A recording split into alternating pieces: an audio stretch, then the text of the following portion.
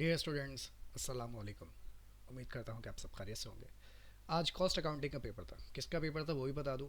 ADC part two और BCom part two वालों का, रेगुलर एंड प्राइवेट दोनों का पेपर था। 2024 का पेपर था।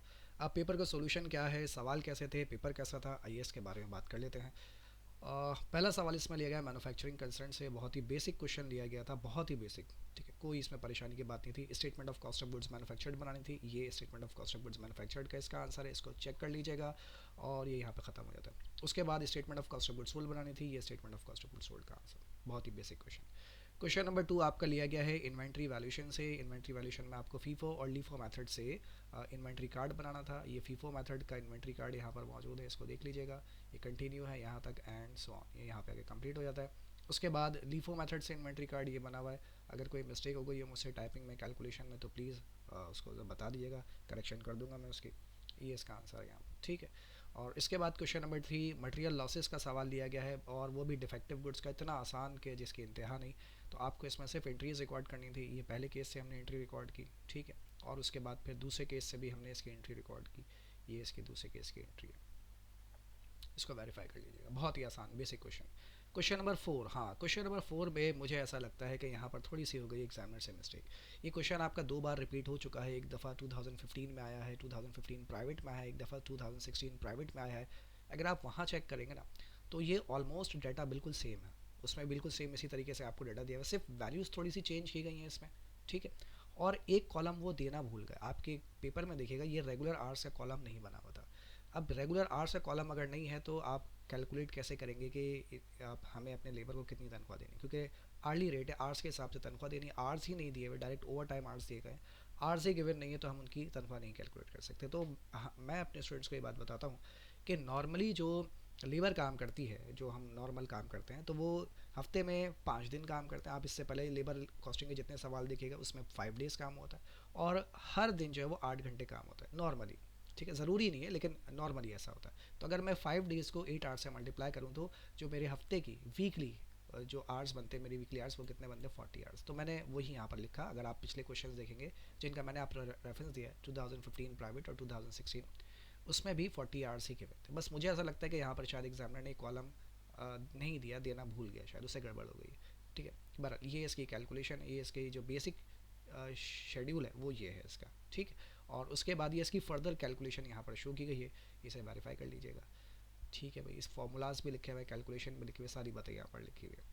उसके बाद question number 5 job order costing का ये सवाल है। ये भी मतलब आपके पास पेपर्स में आ चुका है, 2013 प्राइवेट में भी आ चुका है, और भी बहुत सारे पेपर्स में इसी तरह के सेम क्वेश्चंस रिपीट हो चुके हैं। बहुत आसान सा सवाल था।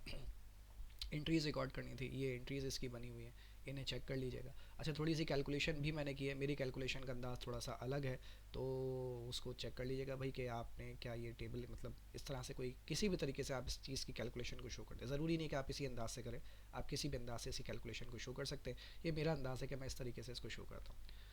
अच्छा भाई, उसके बाद क्वेश्चन नंबर 6 प्रोसेस कॉस्टिंग। ये रिपीटेड क्वेश्चन है, सेम क्वेश्चन रिपीट हुआ है 2016, आई थिंक प्राइवेट है, मैं भूल गया यार। सेम क्वेश्चन सेम वैल्यूज़ के साथ है। मैंने इसमें कुछ भी नहीं किया, मैंने सिर्फ क्वेश्चन उठाकर यहाँ पर, हाँ क्वेश्चन मैंने टाइप किया, लेकिन सोल्यूशन में मैंने कुछ भी नहीं किया। सोल्यूशन मैंने एग्जैक्टली कॉपी कर दिया है, एक वैल्यू तक मैंने चेंज नहीं की। तो हो सकता है कि भाई कहीं आप बोले कि सर ये तो गड़बड़ हो गई, तो इसको चेक कर लीजिएगा। कहीं कोई मिस्टेक नज़र आए तो मुझे ज़रूर बता दीजिएगा इसमें, ठीक है, क्योंकि मैंने इसके अंदर कोई चेंजेस नहीं किए, एग्जैक्टली कॉपी कर दिया। क्वेश्चन नंबर 7 स्टैंडर्ड कॉस्टिंग से लिया गया है सवाल। बहुत ही बेसिक क्वेश्चन था। इसमें दो बातें मैं आपको समझाता चलूँ।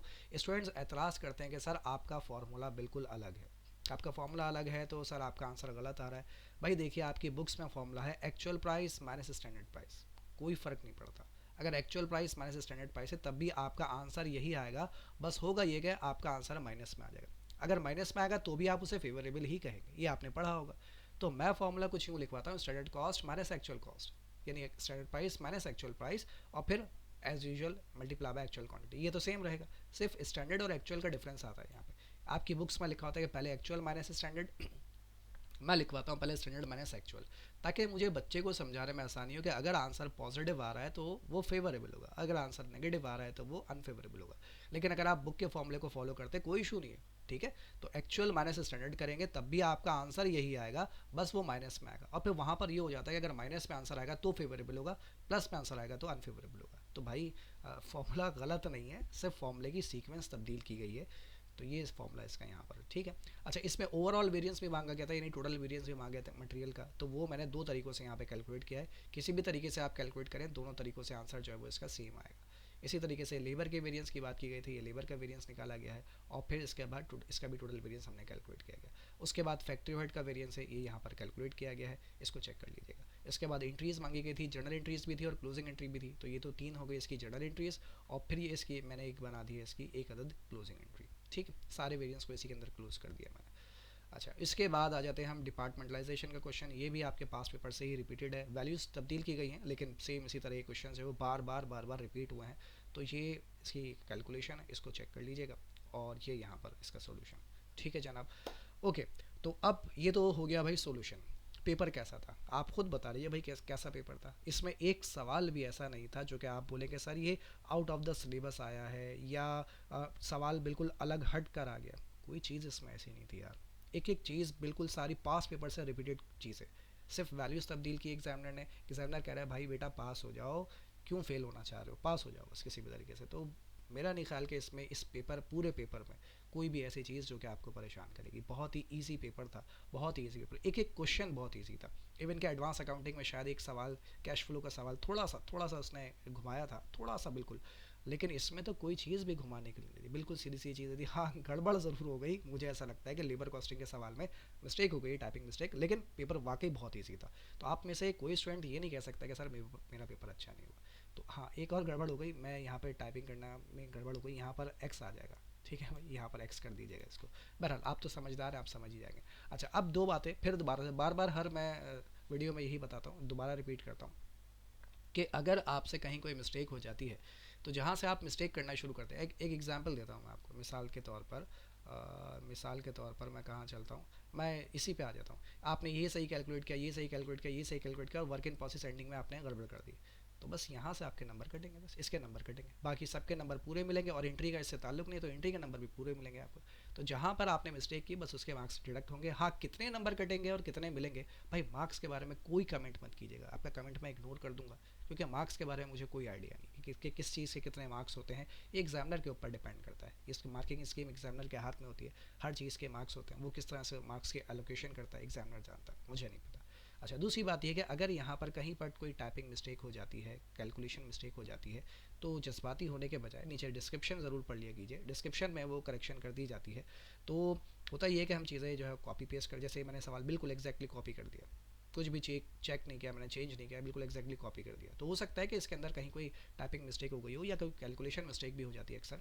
तो उसके लिए डिस्क्रिप्शन में चेक कर लिया कीजिए, मैं बाद में उसकी करेक्शन कर देता हूँ, ठीक है जनाब। तो अब मेरे हिसाब से पेपर बहुत ही आसान था, और आप लोगों का पेपर कैसा हुआ और ये चैनल आपके लिए कैसा रहा वो भी ज़रूर बताइएगा। स्पेशली पेपर कैसा हुआ वो ज़रूर बताइएगा, कि क्या आपका पेपर अच्छा गया या नहीं गया। मैं इंतज़ार करूँगा आप लोगों के कमेंट्स का। उम्मीद करता हूँ कि आप सबका पेपर अच्छा हुआ होगा, और दुआ करता हूँ कि आप सबके जो अभी एक आखिरी पेपर रह गया है ऑडिटिंग का, यानी बैंकिंग एंड फाइनेंस का, और आपका जो रिज़ल्ट है वो सब अच्छा हो, पेपर भी अच्छे हो और आपका रिज़ल्ट भी इंशाल्लाह अच्छा है। Wish you best of luck, इंशाल्लाह फिर मुलाकात करेंगे आपसे। टेक केयर, अल्लाह हाफिज़।